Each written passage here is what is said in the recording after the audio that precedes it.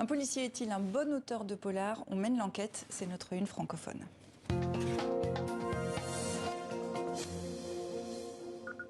Enquête bouclée, apparemment, un policier est un bon auteur de polar, à en croire votre succès, Alexandre Gallien.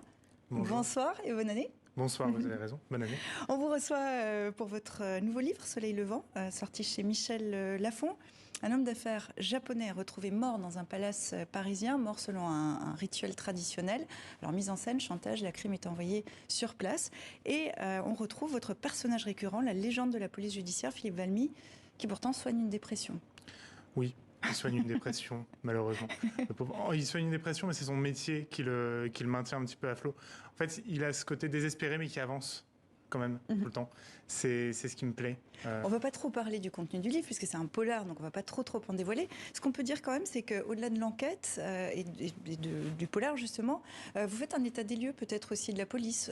Une police qui est confrontée à des changements, un mal-être qui apparaît en filigrane. Est-ce que la police française va si mal ? Je pense que la police, elle est à l'image de la société. Donc, elle traverse des crises, elle traverse des périodes. Il y a des moments où elle va bien, il y a des moments où elle va mal. En ce moment, je pense qu'on traverse tous, le monde entier traverse une crise. Donc, évidemment, la police en traverse une. Il y a un désamour particulier pour les policiers, quand même, depuis quelques années ? Il y a un désamour particulier, mais en fait, je pense qu'il y a toujours eu entre la police et la population un rapport d'amour et de haine.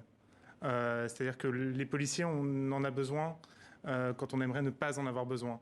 Donc forcément, on est une sorte d'ultime recours, on est une sorte de solution une dernière solution en fait pour les citoyens. Donc on se retrouve souvent dans des situations de tension où les échanges sont particuliers. Et c'est une chose que vous connaissiez bien, puisque vous-même, vous êtes policier. Après des études de droit et de sciences criminelles, vous intégrez la direction régionale de la police judiciaire.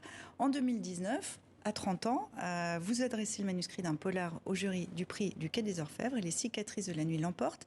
Alors, question que je posais tout à l'heure, est-ce qu'un policier est forcément un bon auteur de polar? Est-ce que vous avez des petites clés en plus?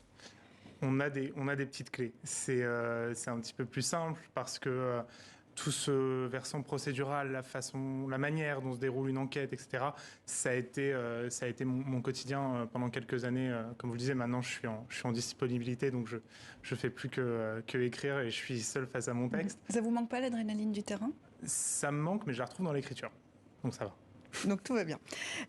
Succès en librairie, le polar c'est le genre littéraire favori des Français. Pourtant, ça n'est pas considéré comme de la grande littérature, bien souvent. Est-ce que ça vous agace ?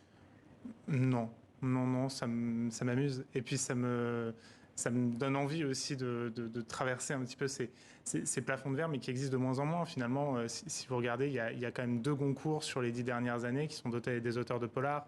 Nicolas Mathieu, qui a sorti un polar avant de sortir Leurs enfants après eux, et Pierre Lemaître, qui est bien nommé puisque c'était un maître du polar. Alors, vous dispensez depuis peu un cours qui est intitulé Roman noir, époque sombre à Sciences Po. Ça consiste en quoi ? En fait, il s'agit depuis que le roman noir est un genre en lui-même, donc depuis à peu près les années 50, il s'agit de traverser plusieurs œuvres et de montrer la société qu'elles décrivent. C'est-à-dire qu'en fait, pour moi, un roman noir parle toujours d'une société et c'est toujours le miroir de quelque chose. En tant qu'auteur, en fait, il y a les historiens qui racontent les faits et nous, on est on essaye en tout cas d'être des miroirs de l'âme d'une époque. Et en quoi justement Soleil levant, votre livre, est le miroir de votre époque et de la société française à travers l'histoire qu'il raconte ? Je pense que Soleil levant j'ai essayé d'en faire en tout cas un miroir de ce qui me concerne moi en tant que petit Français de 30 ans. J'ai essayé modestement de parler de tous les problèmes qui me concernent. Il y a un peu d'intelligence artificielle et il y a surtout cette question de la marginalité. En fait, j'ai l'impression qu'on se polarise de plus en plus et il y a un personnage dans le roman qui est le personnage de Ziggy, qui est celui d'un jeune toxicomane qui est inspiré d'un monsieur que j'ai connu qui malheureusement aujourd'hui a disparu. Et qui, moi, m'a bouleversé. Et en fait, c'est ce type de parcours qui me bouleverse, c'est les rendez-vous manqués. Parce que Ziggy, c'est un rendez-vous manqué avec la vie. Alors, avec toutes ces occupations que vous avez, puisque vous travaillez aussi comme scénariste pour la télévision, en plus des cours que vous donnez, vos fans se posent la question, est-ce que Philippe Valmy va revenir ou est-ce que c'était une trilogie ? Vous travaillez à la suite ? Je sais pas. En fait, j'attends ce qu'il me dit. J'attends de voir ce qu'il me dira, Philippe Valmy. Après le premier, je pensais pas le faire revenir. Et puis, au final, je me suis rendu compte qu'il avait encore d'autres choses à raconter. Mais je pense que là, il il a dit ce qu'il avait à dire. Il vous parle plus? Plus trop. Bon, on va attendre. Laissons-lui le temps. Exactement.